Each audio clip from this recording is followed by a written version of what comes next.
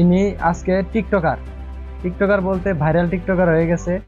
সুপ্রিয় দর্শক, কেমন আছেন? আশা করি অনেক ভালো আছেন। আমিও আলহামদুলিল্লাহ অনেক ভালো আছি। তো আজকে এলাম নতুন একটা ভিডিও নিয়ে। এই ভিডিওতে কমু বাংলাদেশের একজন হুজুরের বিষয়। তো হুজুর বলতে টিকটকার হুজুর।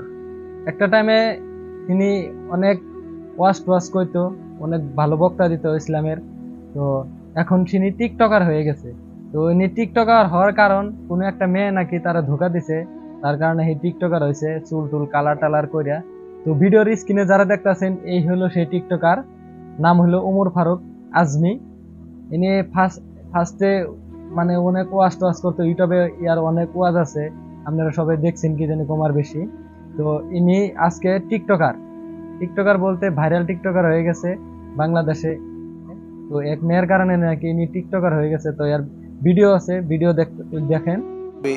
তখন এরা আর চুরি করতে পারবে না। বিশ্বনবীর সাহাবী আর কি ৮ বছর তো প্রায় ওয়াজ করেছি, এখন চিন্তা ভাবনা আছে যে সিনেমা অঙ্গনে অভিনয় করা। হ্যাঁ, শিক্ষাগত যোগ্যতা কি বলেন? আমার শিক্ষাগত যোগ্যতা ভালো না।